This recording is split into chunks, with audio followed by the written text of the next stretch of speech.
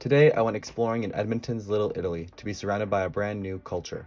Only once before, a year ago, was I surrounded by Italian culture when I traveled to Italy over spring break. However, I've never been to this area of Edmonton. As I drove in, I saw a large sign with Bienvenuto written on it. I assumed it meant some form of welcoming, since during my French immersion experience, it was very similar to the French word bienvenue. As I passed the sign, on the other side it read ciao, which I made a logical assumption that ciao was the opposite and was a farewell. This was quickly verified using a translation technology, and I was correct.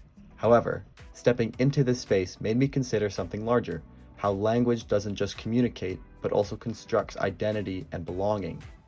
As I moved through the neighborhood, I was searching for various Italian words I didn't understand. I came across a restaurant called Allegro. As I went inside, the decor of the restaurant was very calming. So my first impression was that Allegro was a calming descriptive word using the translation technology. I was a bit off on the meaning. Allegro is more of a joyful descriptive term, a word with more underlying energy rather than my calm guess. The feeling was both good, yet one was full of energy and the other was not. Another place I visited while I was there was a commonly known store found in multiple places around Edmonton called the Italian Center Shop. First, I sat down and ordered a hot chocolate since it was a cold blizzard outside. And the cup I had, it was decorated in the history behind the Italian Center Shop. I learned that this store was founded by an Italian immigrant who came to Edmonton back in 1959. After my little break, I explored the store and found some products with what seemed to be Italian names. I found some sparkling water named Pellegrino and some juice called Caprio. I could not make any insight into what Pellegrino meant, but Caprio reminded me of the actor DiCaprio. So my first assumption was that it was a surname of the person who created the brand of juice. Upon using technology translation, I found out that Pellegrino meant pilgrim. The word choice pilgrim suggests movement, tradition, and something sacred. This highlights how even branding relies on deep cultural associations, shaping consumer perception without them even realizing it.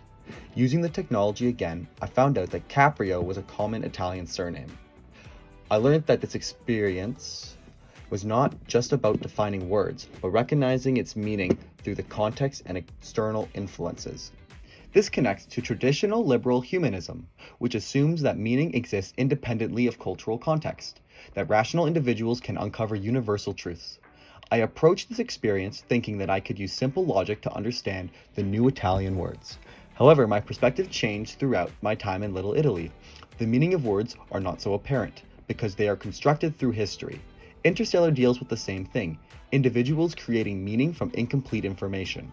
Merv continues to believe that her father is coming home without any reason to back her up, and not enough information to use technology to find him, and somehow she is still able to succeed all by herself.